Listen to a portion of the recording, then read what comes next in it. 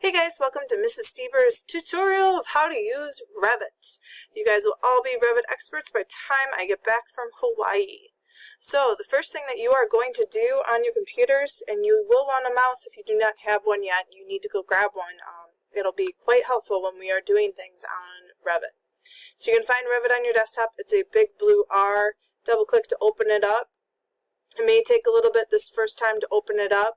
Once you do get it open, this is what your screen should look like. And you are going to go to Architectural Template. Totally mispronounced that, but you can see what I clicked. Alright, so once you open up the template, this is what it looks like. There are all kinds of things that you can add to your Revit document, a wall, door, window, all different sort of stuff that I'm going to teach you how to use on here. There's also different views that you can view it in your project, as well as we will get to, if you click the view up top here, you can see the 3D view of your classroom once you are all done. We're also going to go over how to add furniture to your classroom, and you should have a pretty neat looking classroom by the time you are done.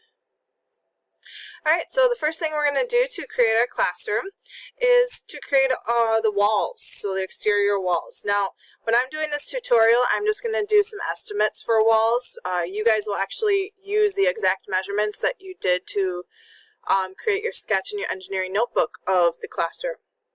So, to add our wall in, we're going to go to Wall here, and we are going to click on it. Okay, and what you'll see up here is all the different things eventually we will learn how to do with our walls. Okay, but for simplicity's sake and to not drive you crazy with Revit, we are going to do some very basic things with it. So the first thing you're going to do is click Properties. And what you'll see is over here where it used to have the level 1 and 2, now you'll see it has the basic wall and it has a whole bunch of information about the walls. Okay. Now, our classroom has an exterior wall, and then you have 2 interior walls. So we're just going to say that it's an exterior brick on CMU. We're not going to get real technical with our walls when we do them on Revit. This is more for big architecture firms when they build stuff. So we're going to choose that, and you'll see it kind of gives you the different design. And we're going to go over to our area. So you see these 4 kind of squares with triangles on top. That's kind of like your area where you're going to do your drawing inside of it here.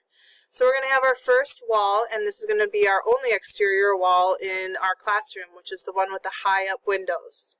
And you can see as I drag it down, all those numbers, the numbers are changing.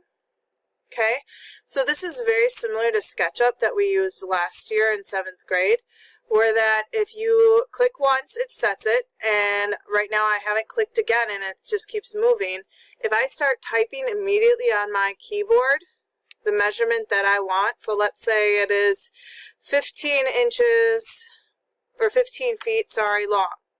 I'm going to type 15 feet and then hit enter, and what it just did was gave me an exactly a 15-foot wall. Now what Revit does is it automatically starts creating your next wall right away. We are not going to do another exterior wall. Okay, instead we are going to click off. We're going to click Properties again. Yeah. Hold on one second. I'm still remembering everything on here.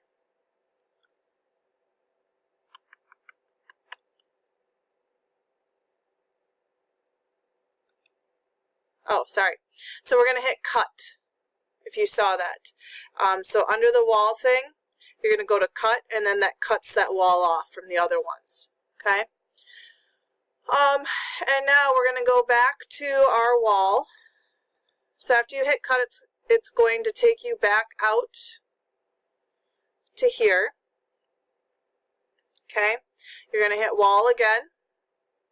Here's that Cut button if you couldn't see it in the other window. And we're going to choose now a generic 8-inch wall. And those are going to be our interior walls. And you won't really see this until you switch to the 3D model, and then you'll see the different walls. So if I go over to my corner here and I need to find it, and so it'll give you like a pink box when you are lined up exactly, and I click once, just like SketchUp, to set it, and I drag it out.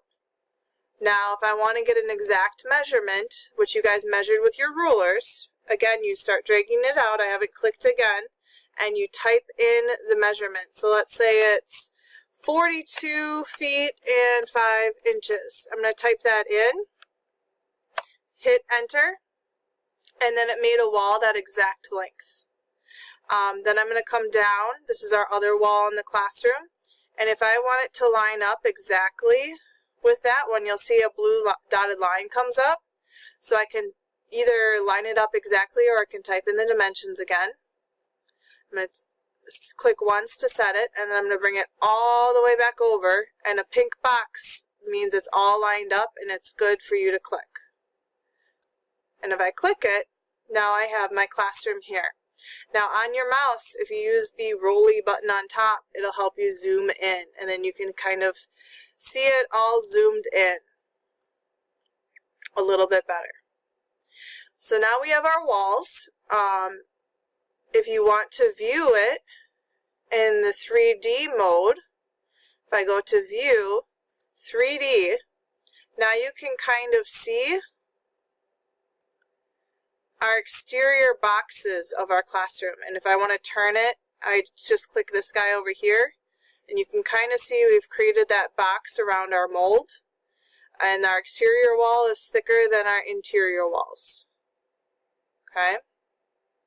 So for right now, we've got it all set up perfectly for our classroom. And if you go to the next video, then I'm going to talk about adding windows and doors into your classroom walls now.